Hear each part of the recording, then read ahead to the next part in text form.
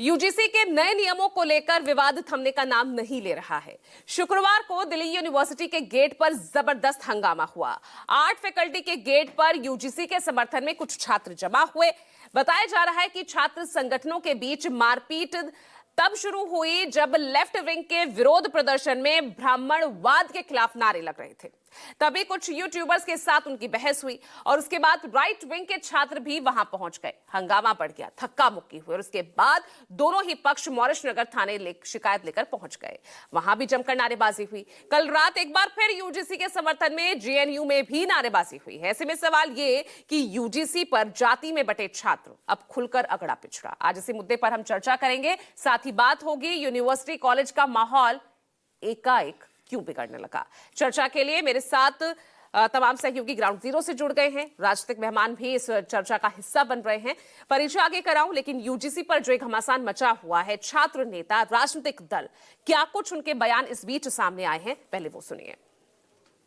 विद्यालय में जो यूजीसी रेगुलेशन आया है, वो यूजीसी रेगुलेशन के समर्थन में छात्र इकट्ठा हुए थे। लेकिन इसी बीच हमने देखा कि एक यूट्यूबर ने एक दूसरे यूट्यूबर जो बहुजन तबके से आते हैं उनके साथ धक्का मुक्की करके और पूरे हमारे प्रोग्राम को एक तरह से डिस्टर्ब करने की कोशिश की और उसमें ये लोग मारपीट हमारे लोगों के साथ धक्का मुक्की करने लगे।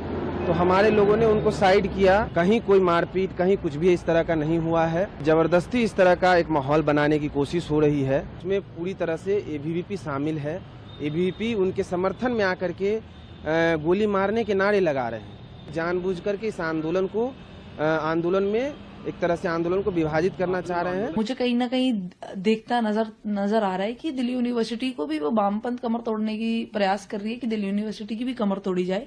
लेकिन इसको हम असफल करेंगे और वामपंथ को यहाँ पर सक्सेसफुल नहीं होने देंगे, क्योंकि वो हमेशा देश को तोड़ने की काम कर रहा है उन्होंने और आगे भी तोड़ने का काम करेंगे। वो यही बात सेफ्टी की, तो अभी दिल्ली यूनिवर्सिटी में हम लोग कैमरेज की बात चल रही है। हमारे कैमरे लगने वाले हैं, पिंक बूथ बना है और वहां पर पुलिस भी मौजूद थी और पुलिस की मौजूदगी में सब कुछ हुआ है। तो जो भी होगा इस पर जो है उचित कार्रवाई होगी। जो भी होगा उस पर उचित कार्रवाई करी जाएगी। अगर आप थोड़ा सा भी जानकारी करोगे तो जो नौजवान कैंपस में पढ़ाई को लेकर के, रोजगार को लेकर के, महंगाई को लेकर के एक हो रहा था और बीजेपी को ये खतरा पैदा इसलिए हो गया कि जो नेपाल में जैन जी ने सरकार बदल दी, बांग्लादेश में सरकार बदल गई, श्रीलंका में सरकार बदल गई, उन्हें डर ये था कि अगर कैंपस में यूथ यूनाइट रहा तो उनकी सरकार हट सकती है।